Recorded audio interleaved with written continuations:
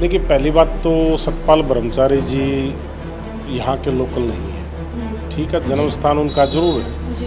लेकिन उनका क्रम स्थान हरिद्वार है और वो हरिद्वार में ही रहते हैं। उनका लगभग यहाँ तो कभी कभी आना होता है। कि भूपेंद्र सिंह हुड्डा जब पिछली बार यहाँ से चुनाव लड़े थे तो वो लगभग 1,64,000 वोटों से हार गए थे। सफीदों में मुख्य रूप से जो मानता हूँ, अभी जो नहर की पटड़ियाँ हैं सफीदों शहर की, दोनों तो ये पक्की होंगी। 6.5 करोड़ रुपए का इनका सैंक्शन हो चुका है, टेंडर हो चुका है, काम भी शुरू हो चुका है। कांग्रेस का जो शासन रहा है 60 साल का, 50 साल का, उसका कंपैरिजन और पिछले 10 साल का जो आप कंपैरिजन कर लो तो कहीं भी नहीं रुकता, कहीं भी नहीं ठहरता। विक्रम जयंती का 1 मई को अष्टमी है और अष्टमी के दिन ही उनका जन्म हुआ था और उस जयंती का एक अच्छा कार्यक्रम है। कंपैरिजन करके देख ले, वो मुद्दा ना उठाओगे तो उन्हें पूछेगा कौन। अब वो 60 साल का अपना हिसाब दे दे, हमारा 10 साल का हिसाब ले ले। अगर जहाँ फालतू लगा तो लोग आगे शामी आके डिबेट कर लेंगे। जिंद प्लस न्यूज देखने वाले सारे दर्शकों ने मेरा राम राम। अपना बता दें, फिलहाल मौजूद है सफीदों के बीजेपी के कार्यालय में। इस वक्त मौजूद है, हमारे साथ मौजूद है भाजपा के जिला अध्यक्ष राजू मोर। आइए उन्हीं से जानते हैं। आपको भी पता है चुनावी दौर है, किस तरीके का माहौल है। विपक्षी पार्टी ने भी जो है अपने कैंडिडेट को मैदान में उतार दिया। उन्हीं से जानते हैं अब की बार जो है चुनाव का कैसा माहौल है। जी सर नमस्कार। नमस्कार जी। जी सर, क्या लगता है अब की बार कैसा माहौल है? देखिए, बहुत अच्छा माहौल है और लगभग हमारी जींद की जो सोनीपत लोकसभा की जींद की 3 सीटें हैं, जी 70% हम कंप्लीट कर चुके हैं, दौरे कर चुके हैं, लोगों से मिलना हो चुका है और लोगों में एक बहुत अच्छा माहौल, उत्साह है और लोगों का मन है कि मोदी जी को तीसरी बार देश का प्रधानमंत्री बनाना है और देश में एक जो विकास की बहार चल रही है उसको आगे बढ़ाना है और देश को आगे लेके जाना है। जी। विपक्षी पार्टी ने जो है सतपाल ब्रह्मचारी को मैदान में उतार दिया। क्या लगता है मैदान में ठहर पाएंगे? देखिए, पहली बात तो सतपाल ब्रह्मचारी जी यहाँ के लोकल नहीं है। ठीक है, जन्म स्थान उनका जरूर है, जी लेकिन उनका क्रम स्थान हरिद्वार है और वो हरिद्वार में ही रहते हैं। उनका लगभग यहाँ तो कभी कभी आना होता है। तो मुझे नहीं लगता कि उनका संपर्क 9 विधानसभा हैं, कभी किसी से संपर्क भी रहा होगा हर जगह और भौगोलिक स्थितियाँ भी उनको पता होगी। अब उन्होंने शुरू किया है, कुछ चीज़ें सामने आएंगी, धीरे धीरे पता लगेगा, देखेंगे। लेकिन मुझे नहीं लगता उनकी कोई पार पड़ पाएगी क्योंकि भूपेंद्र सिंह हुड्डा जब पिछली बार यहाँ से चुनाव लड़े थे तो वो लगभग 1,64,000 वोटों से हार गए थे। तो अब की बार तो और भी अच्छा माहौल है क्योंकि मोदी जी ने और प्रदेश सरकार ने बहुत अच्छे काम किए हैं, डेवलपमेंट के, हाईवे, रेलवे और मारुति का जो उद्योग खरखोदा में लगा है और भी औद्योगिक जो जींद गुहाना रोड पे, मैं तो कल भी दिन में वहाँ बैठक थी हमारी, मैं गया था। तो गुहाना से सोनीपत तक दोनों तरफ एक डेवलपमेंट औद्योगिक क्षेत्र वहाँ नया है और यहाँ पिल्लू खेड़ा में भी सरकार ने एक औद्योगिक क्षेत्र की घोषणा की है और लगभग मुझे लगता है कि 1.5 साल 2 साल में वो भी डेवलपमेंट के नज़दीक आ जाएगा, स्टार्ट हो जाएगा। तो एक बहुत अच्छा कनेक्टिविटी जींद जिले की, रोड, रेलवे, जो ट्रांसपोर्ट के साधन होते हैं, व्यापार के साधन होते हैं, वो बहुत अच्छे हैं और अच्छा एक सिस्टम है। सर, आप जिला अध्यक्ष हैं, आपके कार्यकाल में जो है सफीदों में क्या कुछ विकास हुआ है? देखिए, सफीदों में मुख्य रूप से जो मानता हूँ, अभी जो नहर की पटड़ियाँ हैं सफीदों शहर की, दोनों तो ये पक्की होंगी। 6.5 करोड़ रुपए का इनका सैंक्शन हो चुका है, टेंडर हो चुका है, काम भी शुरू हो चुका है। 2 घाट अभी जो ये एक पे तो काम शुरू हो गया, दूसरे पे भी शुरू होने वाला है। रेलवे रोड की सड़क, एक शमशान घाट की सड़क है जो पानीपत रोड से है। मुख्य रूप से तो ये है, बाकी जो गलियों के और छोटे डेवलपमेंट के काम वो तो चल ही रहे हैं। और जो सबसे बड़ा जो सफीदों विधानसभा क्षेत्र का तो मैं डेवलपमेंट का जो मानता हूँ, ये जो पिल्लू खेड़ा में जो हाईवे के साथ टच करता हुआ 3800 एकड़ का जो इसका औद्योगिक क्षेत्र का सरकार ने मंजूर किया है और उसके लिए यही भूमि पर ज़मीन मांगी है। तो ये सिरे चढ़ जाएगा तो यहाँ एक गुड़गांव फरीदाबाद की तरह इंडस्ट्रियल एरिया और एक नई डेवलपमेंट यहाँ आएगी, तो वो निश्चित तौर पर अच्छा काम होगा। जी। सोनीपत लोकसभा से जो मोहनलाल बडोलिया बीजेपी के प्रत्याशी गांव-गांव दौरे करे, किस तरीके का रिस्पांस मिल रहा है? बहुत अच्छा रिस्पांस है, लोगों में बहुत अच्छा रिस्पांस है। लोग टच कर रहे हैं, बात सुन रहे हैं और लोगों को पता भी है। आप एक चीज़ समझिए, आज यूट्यूब, सोशल मीडिया का जो ज़माना है जी और मोदी जी देश के प्रधानमंत्री हैं और उनके कंपैरिजन में कांग्रेस के आप किसी भी नेता को उठा के देख लो, वहाँ तो कुछ भी नहीं है। और कांग्रेस का जो शासन रहा है 60 साल का, 50 साल का, उसका कंपैरिजन और पिछले 10 साल का जो आप कंपैरिजन कर लो तो कहीं भी नहीं रुकता, कहीं भी नहीं ठहरता।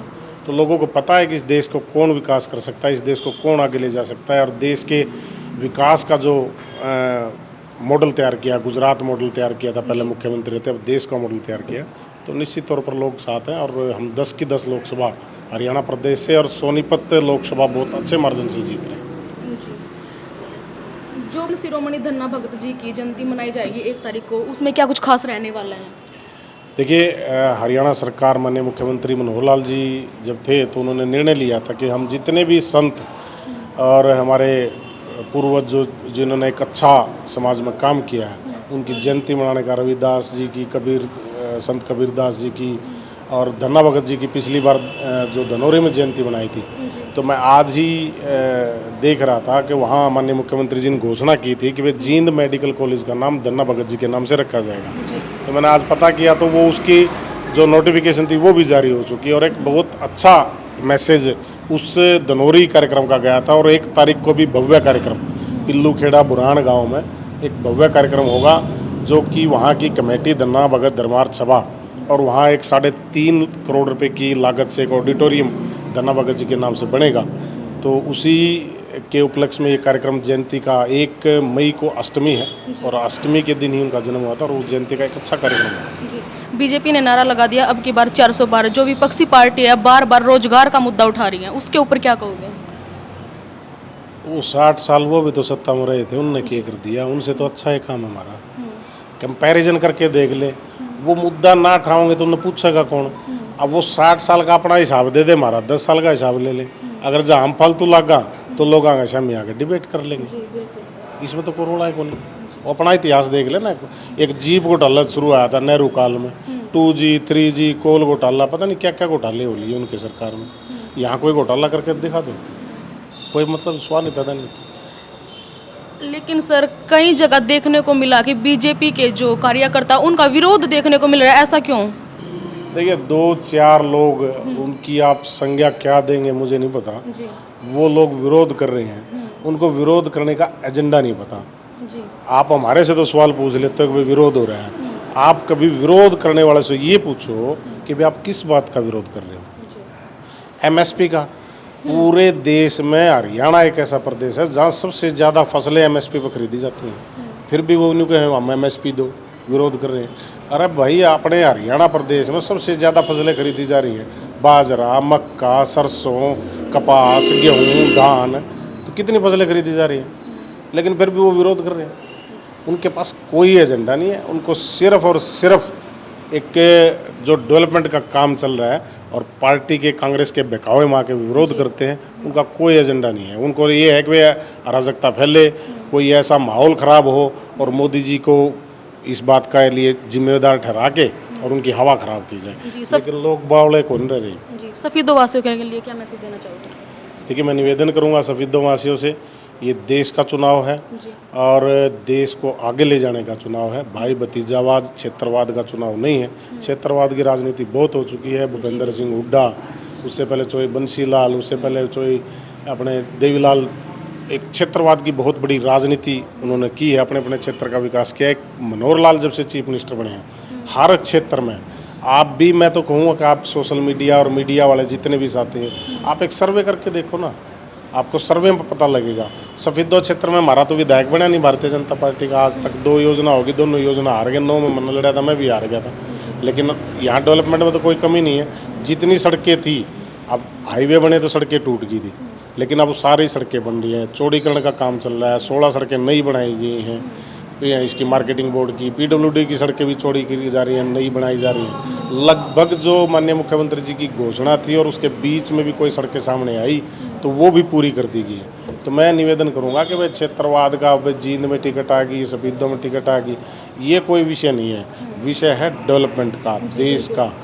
राहुल वर्सेस कांग्रेस का मुकाबला मोदी जी से है और मोदी जी आज देश को जिस दिशा में और जिस तेज़ी से डेवलपमेंट और जो टारगेट उन्होंने लिया 2047 तक विकसित राष्ट्र बनाना है, आज तक किसी पार्टी ने ये लक्ष्य नहीं रखा था विकसित राष्ट्र बनाने का, लेकिन मोदी जी ने लक्ष्य लिया है, टारगेट लिया है। देश की अर्थव्यवस्था को 11वें से 5वें स्थान पर लेके आए हैं। मिलिट्री में एक अच्छा योगदान मोदी जी का रहा है। तो इन सब चीज़ों को जब कांग्रेस का सत्ता दे तो गोलियां चलाने के लिए नहीं होती थी फौज के पास।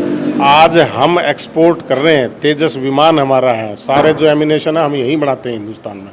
तो ऐसी सरकार जो एक देश के प्रति और अपना जो देश के विकास के प्रति समर्पित है, गरीब आदमी के प्रति समर्पित है, मैं सभी से निवेदन करूंगा भारतीय जनता पार्टी को जितनी पिछली बार लीड दी थी उससे अच्छी लीड दे।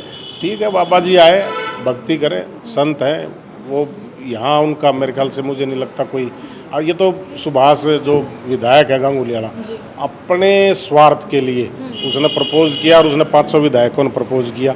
और मेरे ख्याल से सुभाष को ऐसा करना नहीं चाहिए था, क्योंकि यहाँ लोकल जो कैंडिडेट थे, जो कांग्रेस के जो कार्यकर्ता यहाँ से चुनाव लड़ने के इच्छुक थे, उनकी भी इच्छा मारी है उसने। और मुझे लगता है कि कांग्रेस को ये भविष्य में चीज़ भुगतनी पड़ेगी। और सतपाल ब्रह्मचारी जी 2 कांग्रेस के चुनाव वहाँ लड़के आए हैं, बीच में सरकारें भी बनी हैं, वहाँ उसने लोगों से वायदे भी किए हैं, वहाँ लोगों के काम भी ओटे हैं उसने। उड़ रहेगा काट रहेगा, स्पष्ट तो करे। मान लो वो आड़ा हार गया, फिर उड़ राजनीति करेगा, तो क्लियर तो होना चाहिए ना एजेंडा, फ्यूचर विजन तो क्लियर करना चाहिए। यहाँ हमारा विजन क्लियर है। भारतीय जनता पार्टी के मोहनलाल बडोली प्रदेश के महामंत्री हैं, संगठन के कार्यकर्ता हैं और उनको टिकट दी है और अच्छे मार्जिन से जीतेंगे। अच्छा एक कॉन्फिडेंस पार्टी के हर कार्यकर्ता में, पन्ना प्रमुख से लेकर और जिला अध्यक्ष तक पूरी टीम सक्रिय है और पूरे काम के साथ, दम के साथ हम चुनाव जीतेंगे। डंके की चोट पे कहता हूँ, सुभाष गांगुली कह रहे ना सफेदो तो हम जीतेंगे यार, हमारी सफेदों की टिकट आ गई। बात सफेदों को नहीं, देश का सवाल है। सफेदों की टिकट जब तक दोहराओगे जब तक भी देखांगे। बहुत बहुत धन्यवाद। Thank you.